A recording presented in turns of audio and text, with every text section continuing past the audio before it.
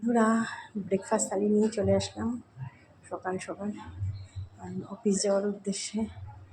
সকাল সকাল ভাতটাই খেতে প্রেফার করে, ওই কারণে ভাতটাই আমি করি।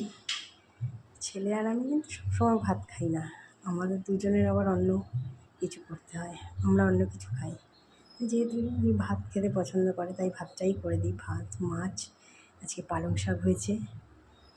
আর ভাত আমরা গরম গরম পরে করবো দুপুরের জন্য, আর সকালে অন্য কিছু টিফিন করে নেব। ছেলে যেটা বলবে সেটাই করি মোটামুটি, কারণ আমার দুটো সন্তান।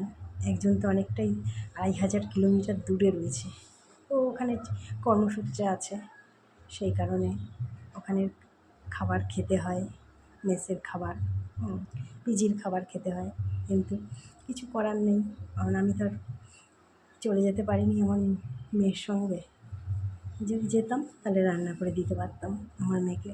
আমার মেয়ে গরম ভাত আলু সিদ্ধ দিয়ে ঘি দিয়ে মেখে দিলেও আমার হাতে খাইয়ে দিলে খুব সুন্দর খায়। বলবেন আমার লবণ কম হয়েছে, জানো তো? তোমাদের ছেলেমেয়েরা কে কেমন এরকমই পছন্দ করে সবাই বলো।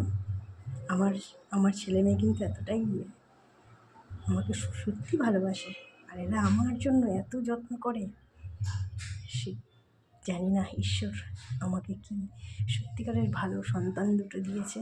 এটাই আমার কাছে অনেক বড় পাওয়া। আমি ভগবানের কাছে সবসময় কামনা করি সবার সন্তান যেন এমন হয়।